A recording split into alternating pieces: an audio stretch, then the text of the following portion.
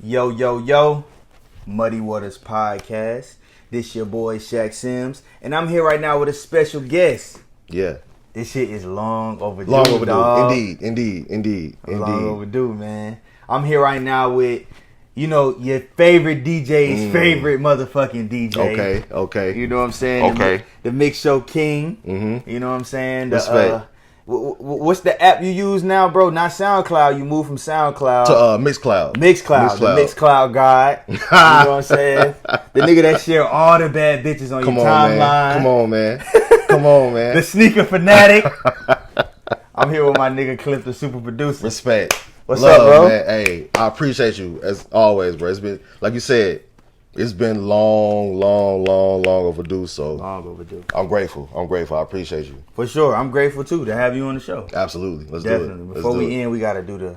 Oh, yeah, indeed. Every time. Every time. Cliff hands every time.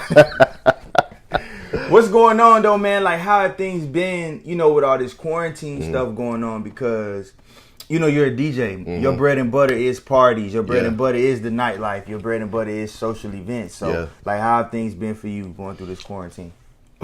Man, we was talking off camera earlier. Yeah. And just really trying to stay afloat. Yeah. Nightlife has been, you know what I'm saying?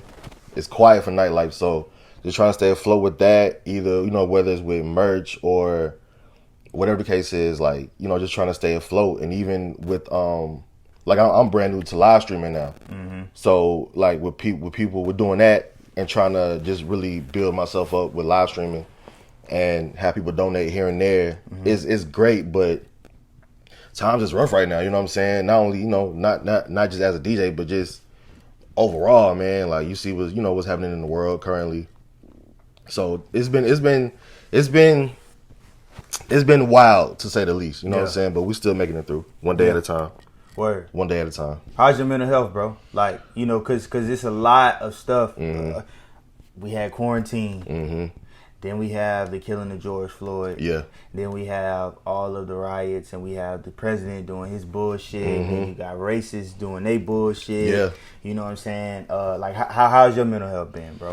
Man, honestly, it's up and down. Like, some days, we pushing through. Then any other time, it's like, I don't want to get out of bed. You know what I'm saying? I don't want to, like, even just be out in the world or whatever. Only because, like, man, it's just been so heavy. You know what I'm saying? Aside from, just what's happening in the world, but just, like, just personally, you know what I'm saying? Just dealing with the current state of everything.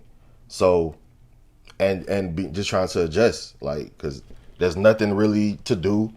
There's only but so much to do, you know what I'm saying? So just things have been up and down. Like, and I could be honest, like, be super honest and vulnerable with that. Like, it's been up and down. Like, some days are great, some days are just like, I don't want to do anything. Yeah. You know what I'm saying? Like, literally, I don't even want to touch the turntables. Like, so once again, just trying to stay afloat. Yeah. Each and every time, just trying to stay afloat. That's it. Yeah. We're going to keep pushing through. Absolutely. We're going to keep pushing through. Absolutely, man. What keeps you going? Just knowing that, like, music is exactly what I'm supposed to be doing. Like, just knowing that this is my passion. Like, without music, man, I don't know what I'd be doing. You know what I'm saying? So just trying to keep that in mind, and just knowing that I can always get better. Like, there's always something to aspire to do. You know what I'm saying? Whether it's like get this amount of plays on Mixcloud, or like obtain a new group of supporters, you know what I'm saying, to listen to whatever I'm doing. So, or some new shoes. Yeah, you know what I'm saying? Shoe game is crazy, nigga. Respect, you know what I'm saying? Like, yeah, man. So, like, there's always something to obtain, you know what I'm saying? But still, like, that's the thing. Just trying to obtain some type of new goal, some type of new task in the midst of everything. Because, bro, it's crazy right now. Yeah, it's crazy right now. It is crazy, bro. Mm-hmm. A lot of people true colors have been shown, man, throughout the midst of this shit. Listen, like, and like, this is one of my first interviews I'm doing since this shit really happened. So it's like, man, I just look at a lot of black people differently. Cause white people, I expect this from them. Yeah. The reactions I'm seeing, it doesn't surprise me. But black people, the ones that act so clueless as to why is everybody rioting and why is everybody doing this and why do you feel away and all lives matter, and listen, bro. Listen, I'm gonna be honest with you. Mm-hmm. If you on any of that type of time, fuck you, period. 100%. For sure. Like, 100%. I might punch you in your face. And I'm not even a violent dude, for real, because it's like, bro, how can you be that oblivious to what's really going on? Your brain's got to get blown out for you to understand why. That's what I'm saying, man. You, like, in these times, you have to be for the people. Like, I believe you can, because you can always speak your opinion. But it's like, yo, if you're not really for the people, because there's people out here, like, it's really hurting. You know what I'm saying? Like, if you're one of those people that, you know, just about money and being like a super capitalist, then, and you're not really understanding the severity of what's happening in the streets and just with our people in general, and how, you know what I'm saying? Because we've seen this celebrity and that celebrity say something that to them may not seem out of pocket, but in the grand scheme of things, y'all, it just looks as though like you don't care, or it's like very like one-sided, you know what I'm saying? And like you're not offering any solution. It's coming from a privileged place, you think? 100%. I think it's coming from a privileged place. 100%. Like, I don't respect niggas, bro. Like, I don't have a lot of respect for a lot of niggas. A lot of you niggas I don't have. I might spit in you niggas' faces, bro. For real, because it's like, and I don't even talk like this on my show, but it's like, you know, niggas just piss me off because it's like, how can you be so oblivious to what's going on, bro? Yeah. Like, how, bro? Yeah. Like, you a black man in America, bro. You niggas think we're free or whatever because niggas got Benzes and chains and nice houses and a bad bitch with a fat fake ass. No, bro. We still fucked up. Man, and we see that every day. Like, it's my thing is too, man, just to your point, like it's so obvious, you know what I'm saying? Like there's no way you can ignore what's happening, no matter what status you have in life or whatever the case is. Like, dog, you're still a target. You can still just be minding your business and get shot, bruh, in your own crib. You know what I'm saying? In your own crib, like you minding your business, playing with, you know, just with your people. And they kick in the door. Oh, this is the wrong crib. Yeah. Let's say this, that, and the third, so we can cover it up. And nah, dog, it don't matter. It doesn't matter. Like they taking us out little by little. So, bro, like y'all gotta just people have to really be aware of what's happening. You know what I'm saying? That's what it comes down to. And be aware of the color of your skin, nigga. Absolutely. Be black 24/7. Absolutely. Don't be black when Lil Baby have a concert, nigga. You know what I'm saying? When Yo Gotti have a concert and shit. On Black History Month when the new J's come out. You know what I'm saying? When times is good. Word. Be black all the time. Word. Nigga, every day. Word. 24, even right now. See, I'm black right now. See, I don't really post righteous shit on my time, but right now I'm showing you who I am. Yeah, absolutely. My manager asked me at my job, like, how you feel about this shit? And I told her the same exact shit I tell you niggas on social media. The same thing. And she's white. She's a white lady. See?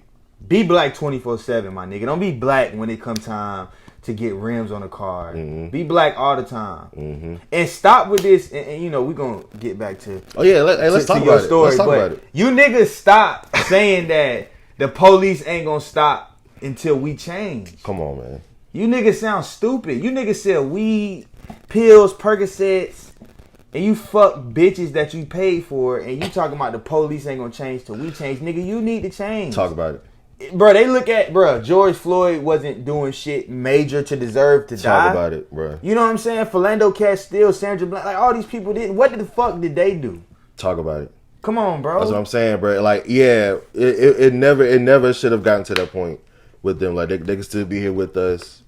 They could still live their lives. They should have still been just existing in the world. But now people gotta understand, like, yo, the way things are happening, the way that they're happening is because of just the senseless killings of our people, and you know what I'm saying, just for minding their business or whatever the case is. And like, you know, it's been rough, bro. Like it's really been like overwhelming to the point where like I feel like literally sick just absorbing so much of the news. You know what I'm saying? Like reading about this person reading about this type of injustice, you know what I'm saying, in whichever state. Like, it's just, it's really out of control, dog. Like, it is. You know what I'm saying? It's nasty outside. It is. It's very nasty. And I don't even really watch the shit. I just hear about it. Because I hate to see it, bro. I'm not desensitized to seeing black people die. No doubt. I can't watch it, bro. Because I'm going to tell you what it's going to make me do. It's going to make me want to, like, punch the first cop I see in his mouth. Listen, like, that's understandable. I be out in public. I was out in public the other day, and I seen a black dude, and it was a gas station full of white people. And I was like, I said it, not loud, but I said it in a normal tone, like, you all right? Like, you know, we got to stick together, bro. Yeah. Straight up, because you never know when shit might crack off. Honestly. So that's my mindset. When I see shit like that, I'm like, all right, cool. They took one of ours. We got to, like, take 10 of theirs. That's how I be feeling. But you niggas ain't with that. You niggas think white ice is colder. You want to eat Maurice's barbecue and fuck white bitches. And that's cool. There's nothing wrong with interracial dating and shit. Yeah. But you niggas don't want to do that. You niggas want to get Yeezy. You think we straight because niggas got Yeezys. Come on now.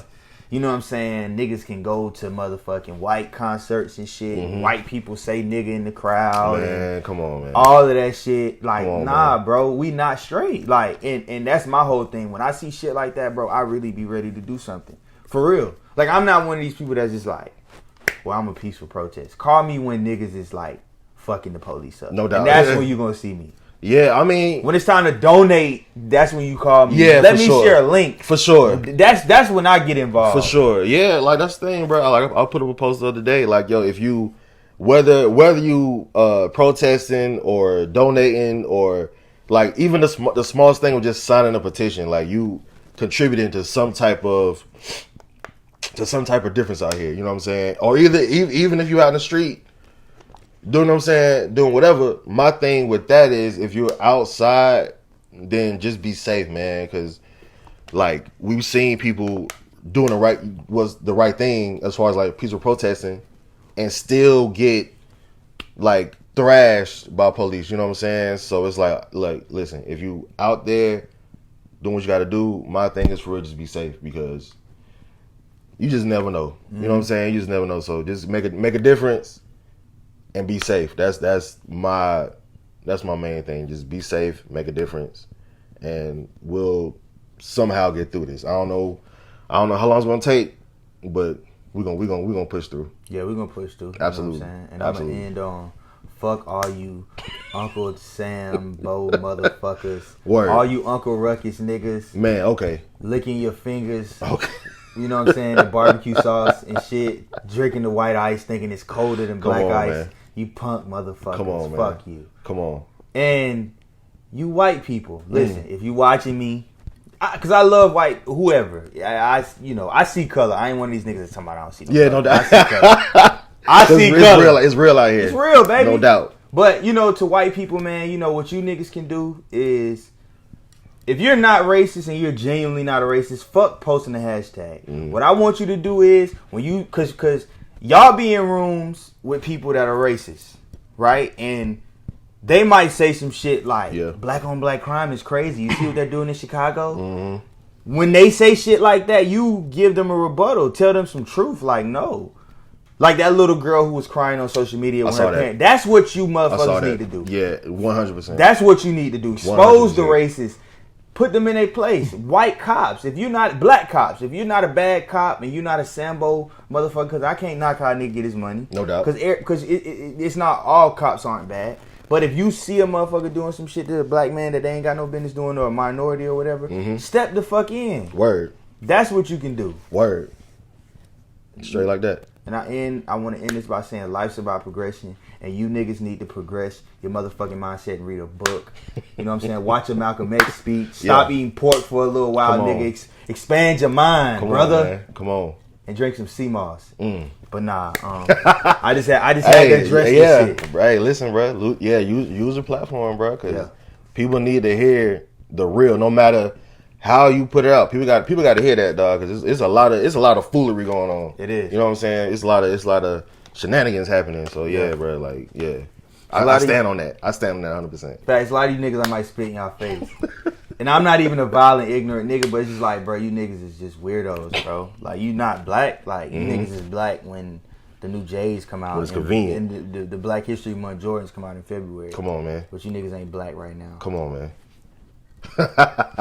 But yeah, hey, that's real. but on another note, Clif, where you from, bro? Right here, Hopkins, South Carolina. Okay. Born and raised. Right straight in the country. You know what I'm saying? Country boy. Yeah, 100%.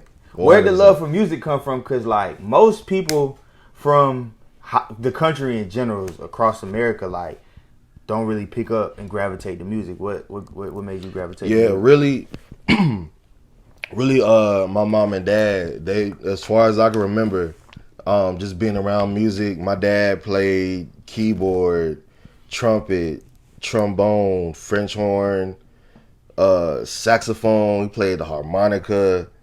And my mom, she's a singer.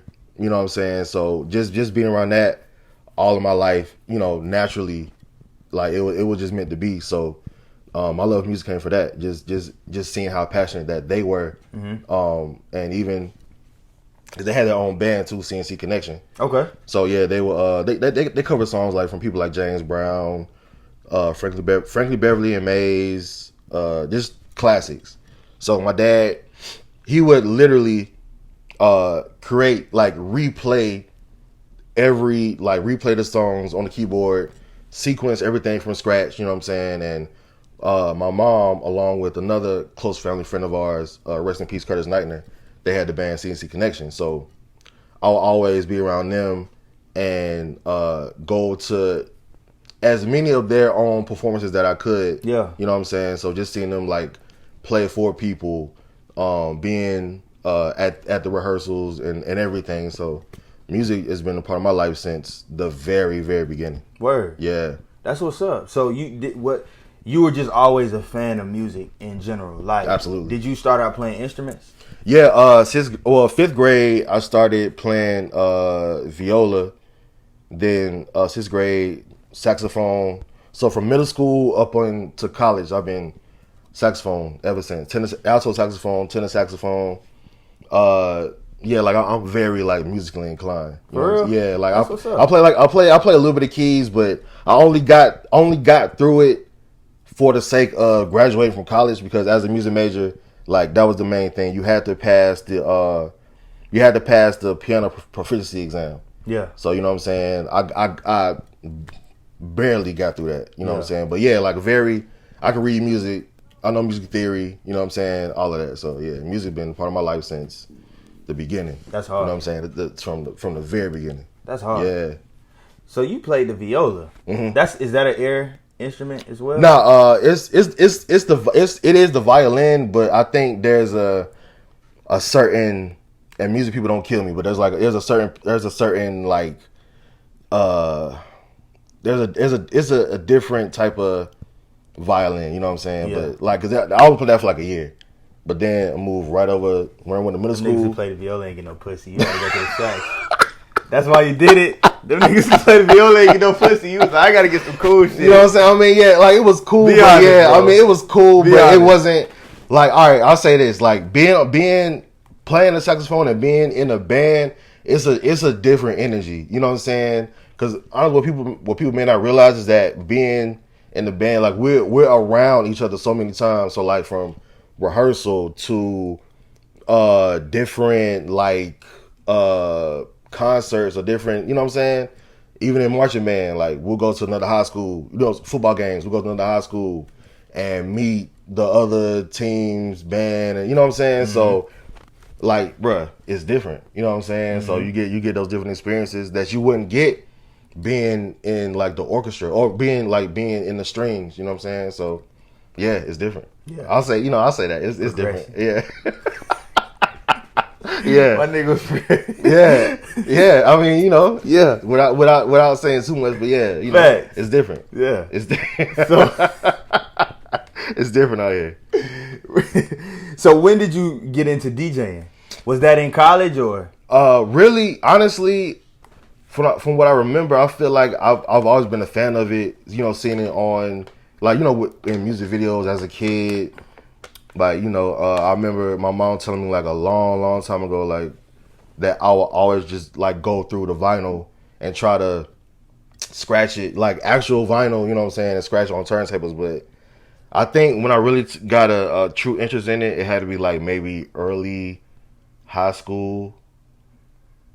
Maybe like I was 16, but then like really took it serious in college. Okay. You know what I'm saying? Because really before even DJing, like production came first. I remember like I bought my first software at like 14 and really stuck with that. And DJing kind of came in within that time, but I was still really heavy on making beats. But then, you know, DJing has really been, it's been for me. It's been a lot more fun. Yeah, much more fun. Yeah, to me, you know what I'm saying. Hell yeah, you know, it's just no two nights are the same being a DJ. Man, and I learned that too, because coming from like, you know, just being in a room practicing, like it's different when you out amongst people, because you like. And for any DJ that's listening, if say you got like a night at a club and Friday night is jamming, you got a certain audience there, but then Saturday night you might assume that same group of people might be there, but it's different. So what I've learned is that reading the room is super important. Knowing your audience is very important, because you can play the right song, but if it doesn't connect with that 30-year-old, or if it doesn't connect with that, you know what I'm saying, 35-year-old, then you playing a good song, but you're not moving the people. Yeah. So that's what it's all about. Like just being able to read the room, being able to like really know like, all right, this song gonna kill him. Mm-hmm. This record is gonna straight like make everybody go crazy. You know what I'm saying? So reading the room is very important. For sure. Like, I always thought DJs came to the club with a lit playlist. Like, this is what's going to be played tonight. Some do. You don't. I can't operate like I'm gonna start here and then I'm gonna go here, because that's not guaranteed. Like you can pick the best songs in the world, but if they don't connect with the crowd, then what's it all for? Like, you can have mad women in there, but if you playing like just straight aggressive like trap music and they not moving to it, then it's no point. Like it's gonna go right. And not to say that most women don't like listen to that, but overall, if you're not playing what they want to hear, then it's no point. Like a playlist to me, coming in with a pre-recorded or a pre-made set list, there's no point. You know, so you in there. So basically, you have like maybe a list of 100 songs, but then you're cherry picking out of those songs, or you literally just in your laptop. I'm freestyling the whole time. Every time. Like even if looking through my live stream, you can literally see me typing on the laptop. Like there's nothing, because I really study. I study my library. Like I study like, all right, I know this song will go with this song. I know this record sounds great blended with this record. You know what I'm saying? So I'm really studying so I know what songs will gel together as perfectly as they can. And the more I know, the more I understand what I'm playing, the more I really study it, then the easier it is. Like there's no like, oh, I gotta I'm fumbling, like I don't know what to do next. Like, nah, I know exactly what I'm about to play. Yeah. You know what I'm saying? Like I'm thinking like 3 to 5 songs ahead. You know, like I try to do that anyway. I'm thinking like, all right, if I'm playing this song, I'm thinking 5 songs down the line what to play in order to keep people on the floor for as long as possible. Yeah. You know what I'm saying? So yeah, studying the library, studying what you have is important versus like trying to go through like what I'm gonna play this night, because like you just wasting time. Yeah. To me, it feels like you just wasting time. Like I don't want to really sit down and like curate something for one night, because it's not guaranteed. So I'm studying like at least every day what works, downloading new music, or just studying up on older records. You know what I'm saying? Just really keeping myself up on what I need to do in order to create the best environment possible. Word. Do you ever draw a blank? Absolutely. What happens when you draw a blank? Cause dog, even when I'm in the whip, aux chord DJing, nigga, I draw blanks. Yeah. And you can't go back to 99, play your favorite song from 99. You gotta play some new shit. Yeah. So it's like, because you can lose people too if you stick within a certain like time frame. So if I do draw a blank, what happens is, I'll continue to let a song ride, and then I'll just like throw in something to try to keep the momentum going, and then once that song does come back to memory, I'm like, bet I'm a scratch it, I'm blending in some kind of way to where it makes sense musically, because I don't like just slamming songs one after the other, like just dropping. All right, bet I'm gonna do this, then bam, I'm giving this, then you know what I'm saying? Because sometimes that people, and I know we kind of going all over, but like what DJs may not realize is that don't underestimate the audience. Like don't feel like just because they may not understand the mechanics of DJing or understand like the technical aspect of it. Don't think just because you're playing great songs that they won't feel like, oh, he knows what he's doing, or he or she knows what they're doing. Like, nah, I feel like people can feel if you messing up. I feel like people can honestly hear, like, oh, he like the way they played that, it sounded weird, or the way they played that. Because I feel like that. I feel like, yo, if I play something at a gig and it feels wrong, then I feel like the audience can sense that. You know what I'm saying? Because I'm really big on just vibes and energy and how things resonate with someone. So I feel like if on my end it sounds I didn't execute that properly, then I feel like the person listening thinks that I didn't execute that properly. So you know what I'm saying? I feel like that's very important, just understanding the importance of sonics, the importance of how something might sound on my end and how that'll resonate with someone else to their ear. Whether they're musically inclined or not, or whether they're very like savvy with certain records, then I feel like, man, that don't matter. You know you sounded bad, and they know you sound bad. So you know, because people know what they want to hear. Absolutely, and they know how they want to hear it. That's key to me. Facts. That's the key, honestly. Yeah. Now, what environment do you like better, bro? Do you like the strip club or regular clubs? Really? Yeah. I mean, I haven't done many strip clubs. Okay. You know what I'm saying? I haven't done many, but so yeah, like nightclubs, they work better on my end. Strip clubs are dope because it's not really too much. It's not too much like mixing that you got to do. It's not, for me.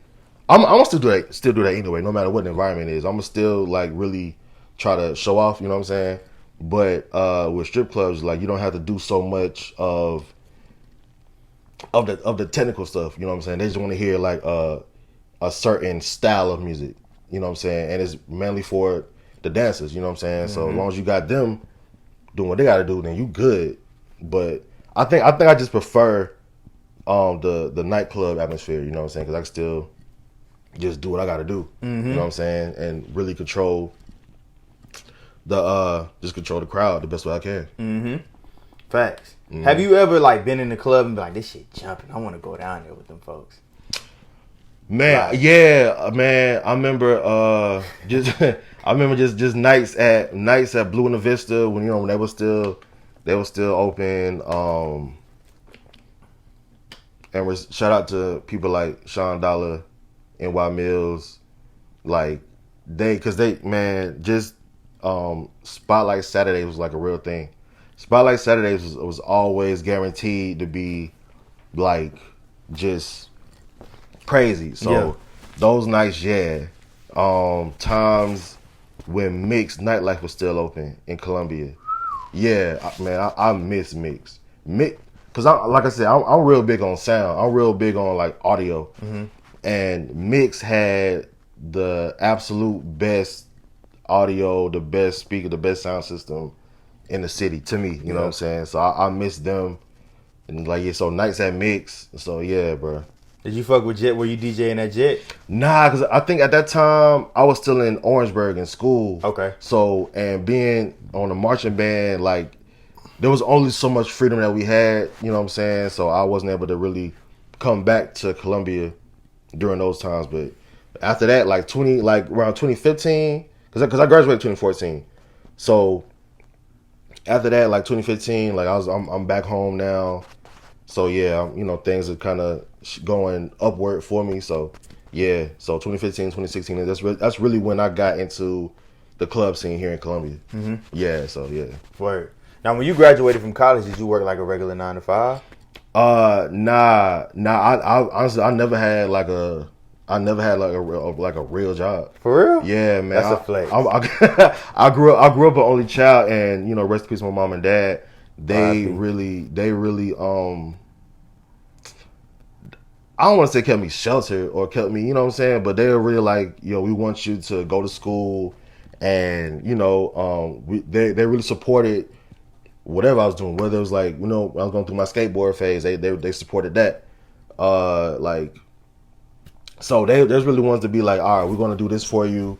We're gonna, you know, really take care of whatever you gotta do in life. So we're gonna set you up for school. We're gonna set you up for this, that, and the third.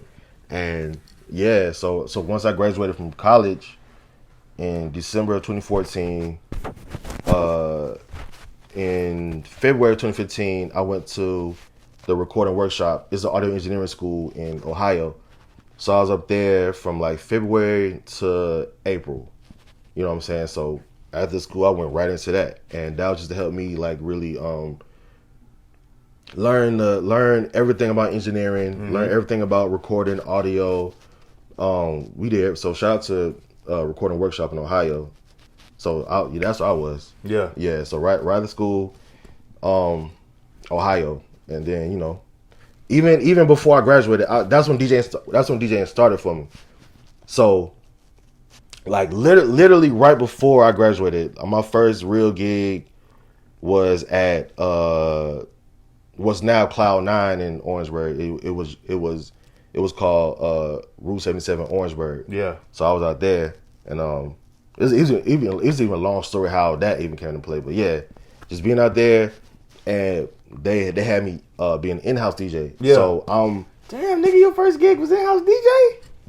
Did you have to audition? That's the long story. So a friend of mine, 908, he was the one to tell me about this audition that they had. They was looking for DJs. So he told me about it. It happened. Like that, I killed that set. I think we had like maybe, I think they gave us 10 minutes to do a set, and like with, you know, I made that 10 minutes work. Yeah. You know what I'm saying? So that happened, I think maybe a week after that. That might have been, I think the audition was like November of 2014. And then maybe like the second week of that month, that's when it was like, hey, you got, you know what I'm saying? Like the way I found out was so weird because I didn't get a call. I just happened to see the flyer. You on the motherfucker? Yeah, like, yeah, I just happened to see a flyer and somebody tagged me, and I'm like, you know what I'm saying? I'm waiting to hear from them. Like, well, maybe I got it. I hope I got it. You know what I'm saying? But I just happened to see the flyer. I'm like, oh, well, yeah, the gig is on such and such date, and you know. Had you not seen it, you would have got fired, nigga. Bruh, what? On your day off. Bruh. You thinking this your day off? You didn't think you got the job. That's what I'm saying, man. Like, it would have. Dealing with niggas. Bruh. Niggas. Man, you know, hey, you know, it is what it is. But yeah, so I've been in-house over there. Mind you, like, in school, I was not making, I ain't had no money. I was, like, down, like, nothing. You know what I'm saying? Bruh, like, it was the account in the negative. He's fucking them bitches on the band, though. Man, not even doing that, because I ain't gonna even say all that. Like, he's fucking them bitches on the band. Bruh, like, just, you know what I'm saying? You said it in so many words. You said it. Nah, dog, not even on that type of time. Like, just spending money on, like, trying to get some shoes, or trying to, you know what I'm saying, on, like, fast food. I had a car, so gas money. So yeah, man, like, even with the support of my parents, like, they was like, nah, like, you spending X amount of money a month when you don't need to be.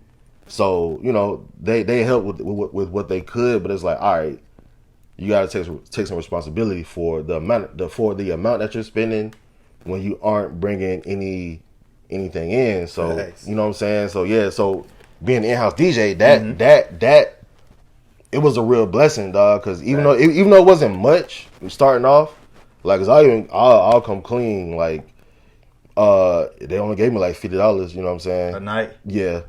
Yeah. I mean, but it was getting tips from like niggas in the crowd and shit? Nah, cause it really a tip jar? Nah. Tip the DJ? I definitely had a tip jar. I wish I would have thought of that, but even then, like, the nights weren't really like super crowded. So it wouldn't have made a difference. But even still, like, I was only got so much money for the gig, but I saved it. So and before I knew it, I was back to like $1,500 in my checking account. So just I kept building that up, you know what I'm saying? And so yeah, like it happened at the best time. It was like, all right, I'm bringing in some cash now. I can, pay for some books in school. I can, you know what I'm saying, pay for my cap and gown. Like, you know what I'm saying, for graduation time, man. So everything worked out. I feel like the way it was supposed to. Facts. You know what I'm saying? It definitely did. Yeah. It gave you the motivation you needed, though. Absolutely. Definitely, and to believe in yourself. Absolutely, man. Listen, so many nights practicing. That's what I feel now. I feel like honestly, bro, nobody can tell me anything about what I do behind some turntables. I feel like nobody can tell me literally anything. Facts. You know what I'm saying? Because I really spent time practicing, learning how to scratch, learning how to blend, learning how to just manipulate songs the way I want to, and still, just keep things going. So yeah, bro, I feel like literally nobody can tell me anything. I agree. Word. I agree, dog. Nobody can tell me anything. I agree. You really take what you do very serious, Respect. and it shows, bro. Respect. And it shows in what you get back from the people.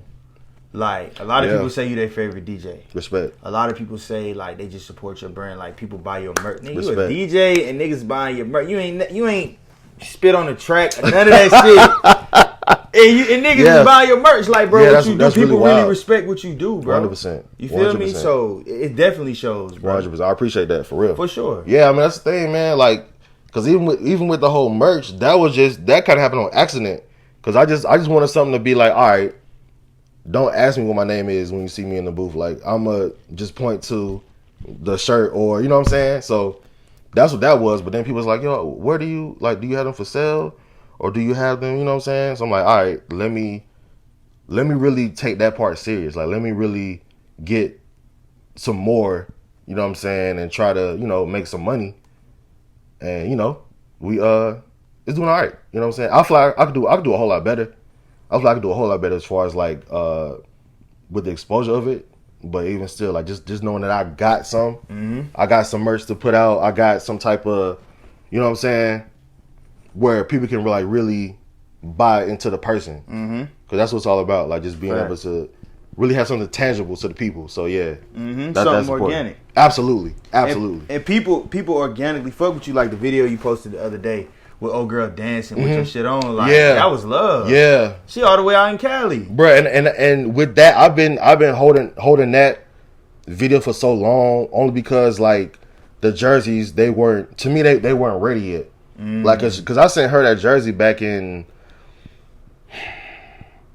sometime in 2019. Like, it was maybe the summer, but even I still feel like they aren't ready to come out yet. Only because I didn't have enough. I wanted a whole lot more. I wanted, you know what I'm saying, just a lot of them to put out. So I'm like, all right, man, I'm not gonna drop this video of her dancing in this jersey until I know I'm ready to drop these. So it wasn't until my birthday of this year. I'm like, all right, bet. I got enough of them. I feel like the quality of it is right. Like, there's no point of holding these anymore. Like, just put them out. There's been anticipation for X amount of time. So now, this is it. They selling like a motherfucker, huh? They starting to. Yeah. They starting to. It's a slow build, man. Because right now, I'll keep it in mind just of the times right now. You know what I'm saying? Like, people don't need to be, people aren't obligated to spend their money. Facts. When you got to think about, feeding your family or whatever the case is. Like, just trying to stay afloat out here. So I understand it. Like, if they don't do what I would like them to do, then cool. I know what type of time we on. But even still, like, if people support it, whether it's buying a hat or buying something else, you know what I'm saying, like a t-shirt or whatever the case is, like, I appreciate that because niggas don't have to. Yeah, that's the thing. That people don't have to. Niggas don't have to. Word up. But it shows, bro, how solid your brand is. Cause like I said, nigga, you ain't never spit a verse. You don't even talk on camera. Right. Exactly. You know what I'm saying? Exactly. Buy your merch, like that's 100%, dope as fuck, bro. 100%. Dope as fuck. Respect. So like when this COVID-19 thing happened, right? And you find out clubs are closed, what was the first thing that came to your mind? Honestly, not that I didn't believe it, but I'm like this is really affecting every industry. Nightlife, schools, like just being able to walk into like the doctor's office, like it's quiet for anything. But on the flip side of that, I'm such an introvert. I'm like, cool. I don't have to leave the house. You know what I'm saying? I don't have to go anywhere. I could just be in the room, or I could be whatever, like just kicking it all day. Cool. But then it's like, all right, okay. Now we're in week 3 of this. I'm like, okay, there's still no type of solution to this. Okay, now we're in month 2 of this. Still nothing. Now we're in month 2, week 2. Still the same thing. So it's like, all right, it was cool. It was not to say it was cool, but it was like, all right, I'm chilling, I'm home. It gave you a little relaxation. Yeah, in the beginning. Yeah. Because for me, I was like, nigga, no school next week, nigga. Right. It's lit. I was in the club happy as a motherfucker when I got that text from Millen's Tech. I feel said, me? what? Yeah. Pump me up. Yeah, no, bruh. But you know what I'm saying? Little did we know that we ain't gonna be out for like 2 weeks. This like, it's over. It's over, dog. Like, definitely. Bruh, like, here it is, the summertime, well, summertime approaching, and no venue, no, like, every graduation that I've seen, it's been virtual. Like, it's been through Zoom or it's been through whatever. Like, everything is in such a readjustment mode that I'm still adjusting. You know what I'm saying? Like, having a DJ in the crib, like, do the live streams. Like, yo, I'm DJing into a phone. You know what I'm saying? I'm DJing to people through a phone, like, versus in an actual building with people where I can feel the energy. Yeah. Now it's like, all right, I can't necessarily be close to people, but there is a way. Like, I can still do the streams and still do whatever, but it's different now. I'm still trying to adjust. Like, it's been the wildest time, you know what I'm saying? From March until now, it's been the wildest couple of months, like, ever. Yeah. And the year not even over. Fact. Far from over. It just started, bro. You know what I'm saying? How has it? What was a valuable lesson that you learned from this, like from this COVID-19 pandemic? Like, cause I feel like in hard times we learn lessons, right? And then in solitude we learn lessons. Yeah. Some of the biggest lessons are learned in solitude, in my experience. Would you agree? Absolutely. Absolutely. So with that, what was one of the biggest lessons that you've learned? Man, to not put all your eggs in one basket. Because what I've learned is that, and that's always been a lesson of mine. I remember my dad telling me like a while ago, like, yo, don't think like this will be the only thing, because you never know what could happen. So now I was like, all right, now it has happened. You know what I'm saying? Facts. So yeah, bro, just really be like diversified or branch out into like everything. So like even music is my thing, but there's the merch. So there's that. Live streaming is new for me, so being able to do that and try to get donations through that. Man, just more collaboration with people. Just really trying to stay afloat. Like, so this whole thing has taught me, like, man, just never don't put all your eggs in one basket. That's the thing, man. 'Cause you just never know, that basket could crumble within seconds. You know what I'm saying? Seconds. One announcement. Absolutely. One announcement, absolutely, bro, can really crumble shit. Bro, listen, I was not expecting for this to really take over my life. You know what I'm saying? Like, this really taking over our lives. Like, not being able to go anywhere, not like being on curfew. Like, man, we grown. Dang. And we want to like a real curfew, and if you don't abide by that curfew, then you can either get like fined. Yeah, like that's insane. It's very insane. But I even seen a escort bitch say she wasn't selling pussy. She was like, "No, I don't want to meet up." That's like no time is wrong. It's no cap. She's That's like, I don't even want to fuck y'all. Just by my video, I swear this is no lie. If I could say her name, I would. I follow her on Snap. But she was like, I'm not meeting up with you niggas, man. Ain't no meetups. Like, don't even ask. I'm like, damn. That's how you know it's rough right now, bro. Because like every industry is affected. Like whether you pussy though, bro. Every industry. Listen, the sex industry is it's booming right now. It is. It's booming. I'll say that. Yeah, it is. Let me make that clear. Like it's really. They coming up right now, you know what I'm saying? But it's like, yeah, everything is affected. They gotta adjust, you know what I'm saying? Mm-hmm. Like women can't just be, or however you get down, they can't be out here, you know what I'm saying? Just like a free fall, like yo, you gotta be really cautious now. Facts. You know what I'm saying? So yeah, everything is affected. But we being cautious, and it's like, I don't know, this shit is really weird to me because it's like I never wore a mask, bro, except for to go to the eye doctor, bro, and I'm Word, yeah, like yo, even. Fam, I went to the post office to just ship out some stuff, and like they have whole like fiberglass, you know what I'm saying, like or like just plastic up from the counter to the next person. I'm like, yo, like just to avoid any type of contact. It's like so even at like grocery stores, just having some type of divider between the customer and the clerk, like. That's real, you know what I'm saying? Because I've been really in the crib, like really on quarantine mode, you know what I'm saying? Not trying to, just being very cautious, you know what I'm saying? But even when I've been going out for the first few times, it's like, yo, everything's different. Like there are lines on the ground to be 6 feet away from somebody, you know what I'm saying?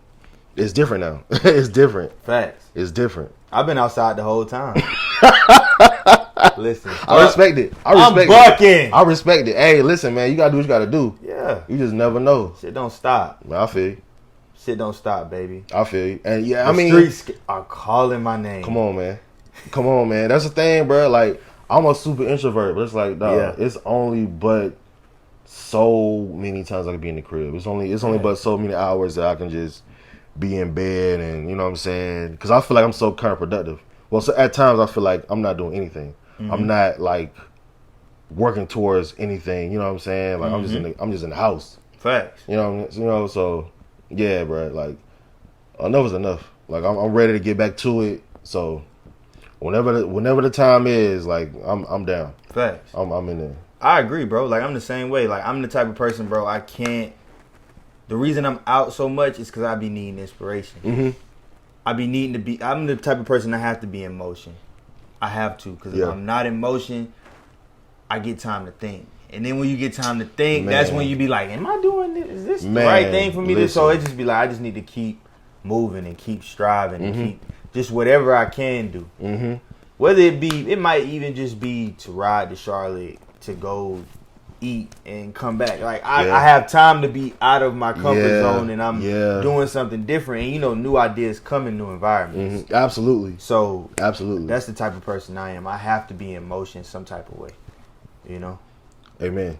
Fact. For real, because like I haven't, I really been on lockdown. Like I haven't really been anywhere or try not to go anywhere. You know what I'm saying? If I do, it's like not even far. So even you doing that much, I need to really just do that. Like, cause fam, I drive a whole Escalade and I've been saving so much gas, just not going nowhere. Yeah. So like that's been a great thing too. Yeah. But even still, it's like, yo, I I gotta get out because I'm always in my head. I'm always like, you know, super analytical and just overthinking, and you know what I'm saying? Like, because even being in front of a camera, like that's such a new thing. Like, cause I'm not, you know what I'm saying? Like, this overly, like, just, you know, want to be in front of the camera. like I'm cool on any type of like attention, as like ironic as that may be, being in my profession. Like that's still not. It's a low key profession, but the attention is on your music and not you. Yeah, absolutely. On your talent. Absolutely. So yeah, like, so even, you know, just doing this, and it's all new. You feel me? Like, just really bro, everything, like I said earlier, everything is literally in adjustment mode. Like, here we are in what, month 3 of the quarantine. So yeah, like it's crazy. Literally month 3. Literally, damn shit. Yeah, my bad. But I'm just glad, like I said off air, bro. I'm just glad you're doing all right. I'm glad you're doing all right, bro. Respect. Like, you're able to stay above water. You know what I mean? Because you never know what people may be going through, especially because we as people, we deal with things already before quarantine. But then when you're, like I said, in solitude, when you're in confinement, it's just you at the crib, and you're not doing nothing, and you not working as much as you used to, and finances may not be where they once were at a point in time. Like, that could take a toll on you, bro. Absolutely. So I'm just glad you are all right. Respect. Yeah, bro. You know like, what I'm saying? Yeah, absolutely. For yeah, sure. because like, you know, just even being more just more transparent, like this time of the year is always the roughest, because like this year, this past April made it 5 years since my mom passed away. Damn. So like April 15th, and then right after that is like Mother's Day. Then right after that is my birthday, May 22nd. Then 3 days later is my mom and dad's anniversary. And then this month in June, it'll be my mom's birthday. Well, there's Father's Day first. Then my mom's birthday is literally right after that. You know what I'm saying? And then August is my dad's birthday. This year makes 4 years since he passed away. Like, he passed away January of 2016. So yeah, this year makes 4 years. You know what I'm saying? So they passed away like only like 9 months apart. Wow. You know what I'm saying? So just dealing with that, mind you, right after, like, you know I was saying how I went to Ohio from like February to April. So I got back home April. Then a week later, you know, because my mom been sick for like a minute. So April 2015, I get back home from Ohio. Then a week later, you know, she passed away. So it's like I didn't get that much time with her. And you know what I'm saying? So like the springtime, summertime is always like one of the roughest, like emotionally, just because of the like just the significance of those days. Like, they run so close to each other. You know what I'm saying? So just and being home a lot, like, I'm still here at the crib. Like, I grew up here, you know what I'm saying? So all these memories, like, they're always constantly run through my mind, you know what I'm saying? So it's been a journey, you know what I'm saying, from when she passed, and then when my pops passed. It's been like the wildest, to say the least. It's been the roughest time. So, bro, like, this whole quarantine, it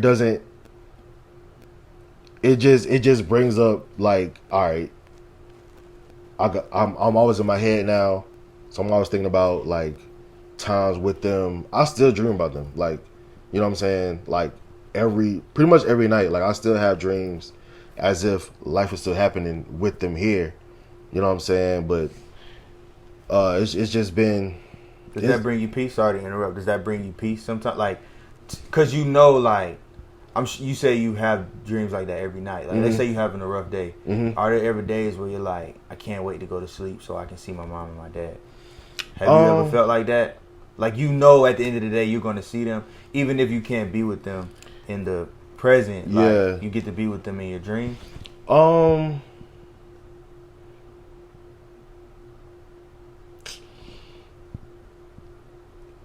I feel like yes, but it's like when I wake up from it, it's like, yo, it felt so real. You know what I'm saying? So it's like it's kind of like just waking up in like just disappointment. You know what I'm saying? Like it feels like, man, it really felt so authentic, like us going to the movies or going somewhere. You know what I'm saying? Mm-hmm. So it's like, man, like it was literally just a dream. So does it bring peace in a way? Yeah, but more so it's like, man, it was just a dream. You know what I'm saying? So it's like, that's not my reality. You know what I'm saying? Yeah. So peace, sure, but maybe just more so like, because I don't even want to use the word disappointment, but it just feels like that. You know what I'm saying? It feels like, man, like that's just not what this is. Like I wake up, I've been living every day from 2015 to now, like without them, like just trying to adjust. You know what I'm saying? Like that's been my whole thing, just being able, just trying to adjust. Because even like we talked about earlier, they've been really carrying me. You know what I'm saying? Like I've been like somewhat dependent upon them. Right. So now it's like, all right, they can't make calls to the doctor's office or calls to like if you need to make a appointment with the eye doctor, or you know what I'm saying, whatever the case is, you gotta take care of bills on your own. You gotta pay this on your own. You have to go here by yourself. You gotta do this, like, you know what I'm saying? So them passing, it's been one of the worst things, but it's allowed me to really grow up. You know what I'm saying? Like it's allowed me to just be like really become a man. You know what I'm saying? So it's a blessing, and it's been wild, bro. I ain't gonna front. It's been wild to say the least. I can only imagine. Yeah, bro. It's like honestly, bro. Like I feel like it's not even fair. You know what I'm saying? Because we were so close. Like because I loved him. You know what I'm saying? Like my mom, we were so close. My dad, we grew to be like extra tight, especially after she passed. Like we grew to be, you know, we needed each other to keep going. So after everything, it's like, now what? You know what I'm saying? So, but going through that, like I said, it's allowed me to just be like, nothing else matters. Like I've been through the worst. Anything anybody tells me, I don't care. Like I'm not trying to hear that. Like, cause you can't imagine what losing a parent 9 months apart, losing both of them, you know what I'm saying, just within that short amount of time.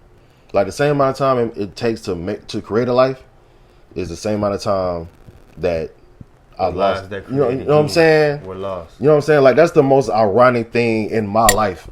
Like, and I really think about that often. Like, I only had X amount of time with them. You know what I'm saying? After graduating. Yeah. You know what I'm saying? So I just try to keep that all in mind. Like, yo, I'm still here. I'm still going. So anything I do is for them. Fact. Everything's for them. And they're proud of you, bro. Respect. They're proud of Respect. you. Bro. I know they are. Yeah. And I'm sorry again for your losses, bro. I appreciate that's that. Rough. I can't imagine that. I can't, bro. Yeah, bro. Like it's I wouldn't want anybody to deal with that, dog. Cause it's like, man, it's not fair, bro. Like people I really like, cause they just understood me. You know what I'm saying? Like they know I didn't like being around people. They know I didn't like, you know what I'm saying? I'm a picky eater, so there's certain things I ain't trying to go for. But they just understood it. It's like they understood that. They're like, okay, that's just Clif. Like, you know, he like skateboarding. He like, you know what I'm saying? All of that. So yeah, bro. Like they understood me the most. So when they left, it's like, man, now what? Yeah. You know what I'm saying? So that's why I'm so into music. That's why I'm so into just being a just overall better person. Cause like that's what they would want. They you know, they supported literally everything I've done. So yeah, it's all for them. It's all for them. Facts. Yeah, we back. I had to take a quick break.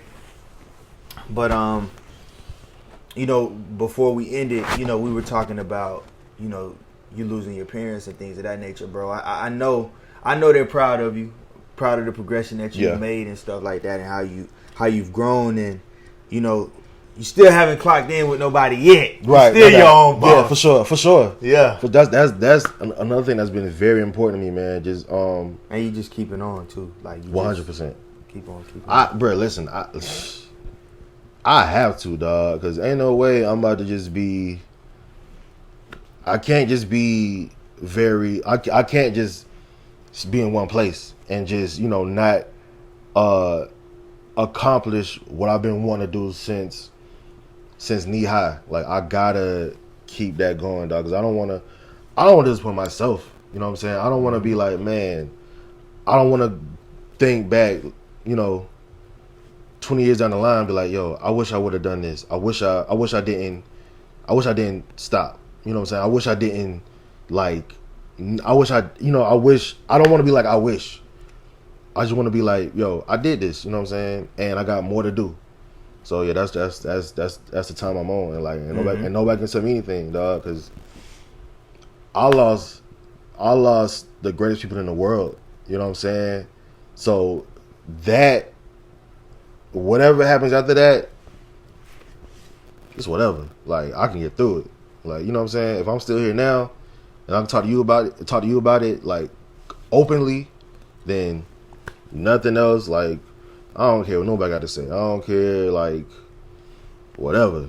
I lost my mom and dad. Like, nothing, no type of anything can amount to that, for real. Like, for anybody that doesn't really, like, understand just the weight of that, like, imagine,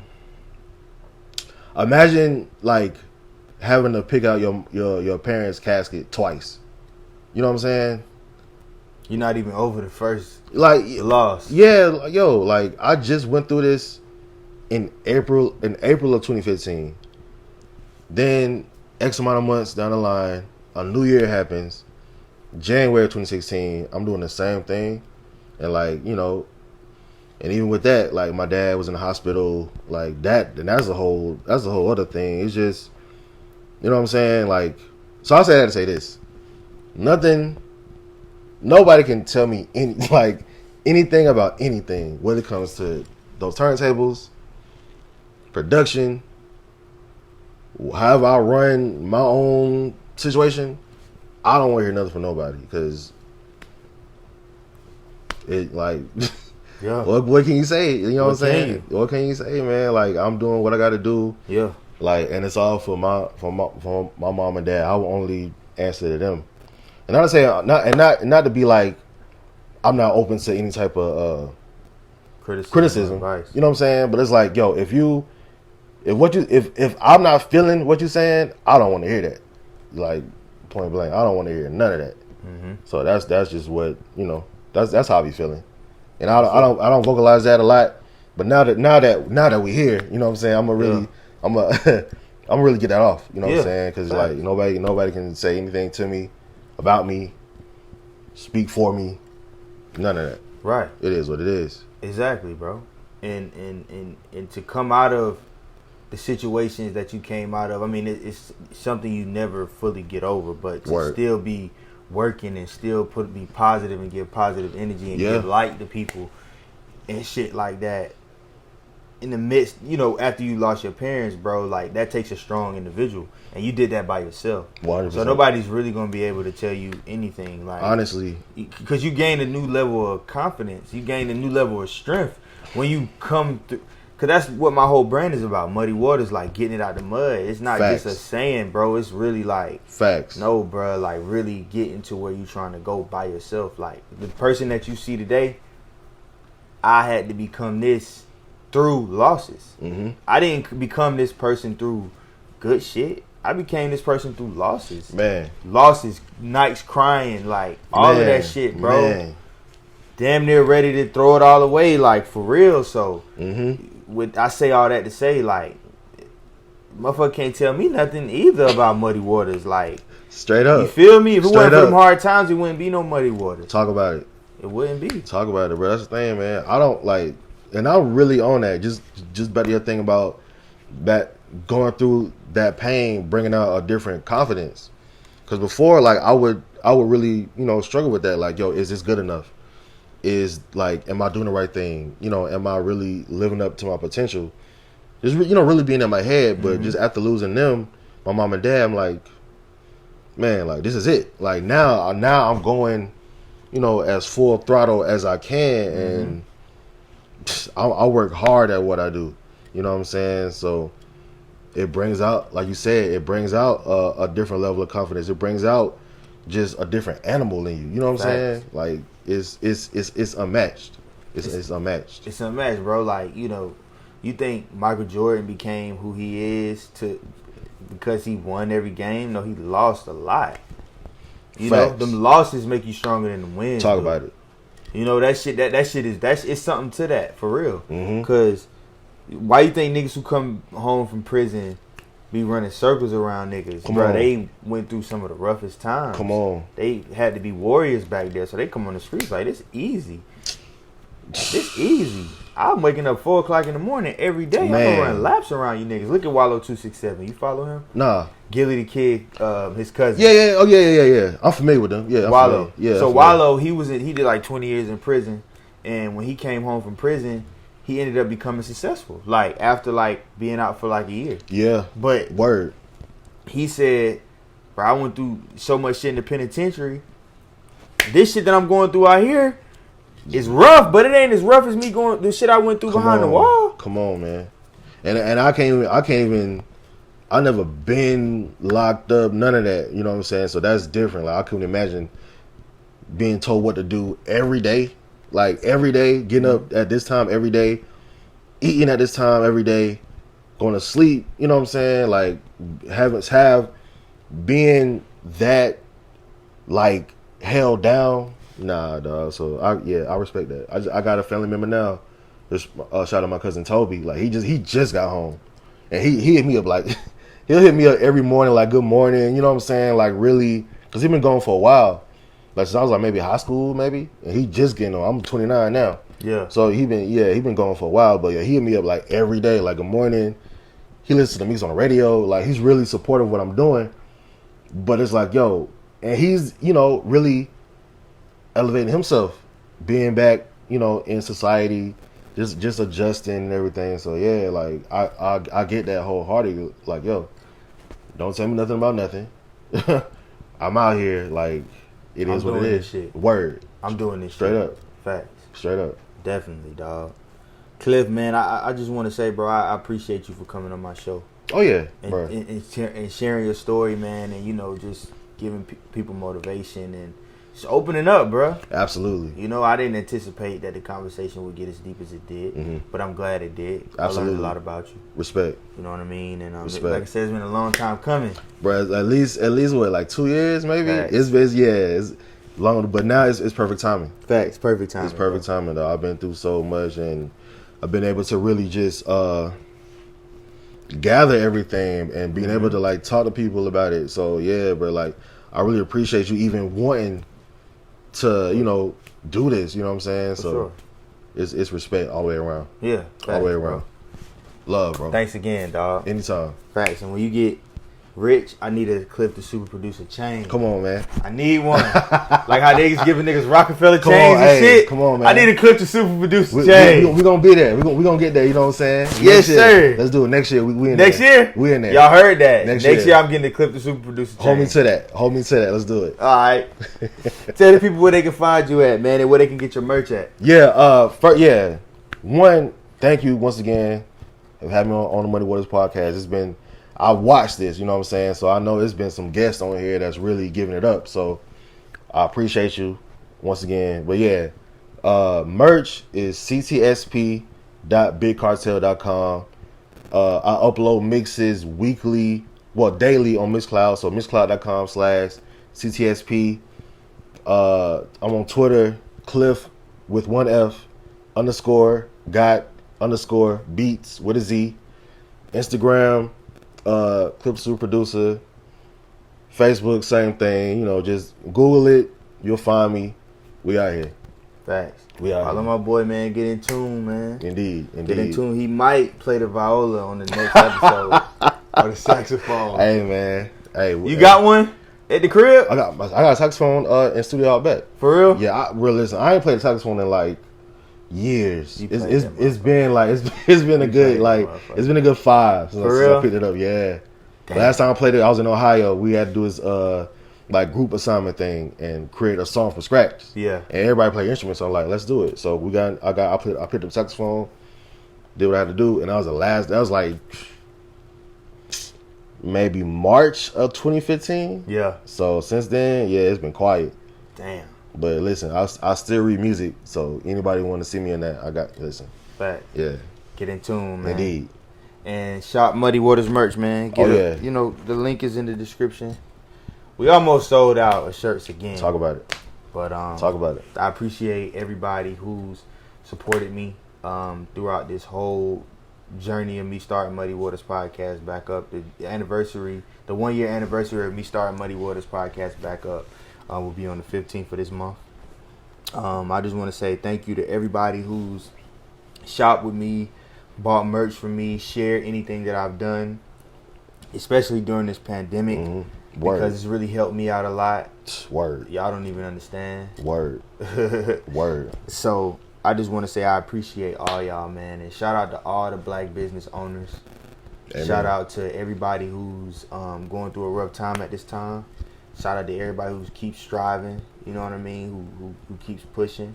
And I want to say fuck you to you coon ass niggas and bitches. Word. And you racist motherfuckers. Facts. It's quiet for all of that. Quiet, and I'm going to just end it on that. Muddy Waters. Yeah. We out. It's been real. Peace.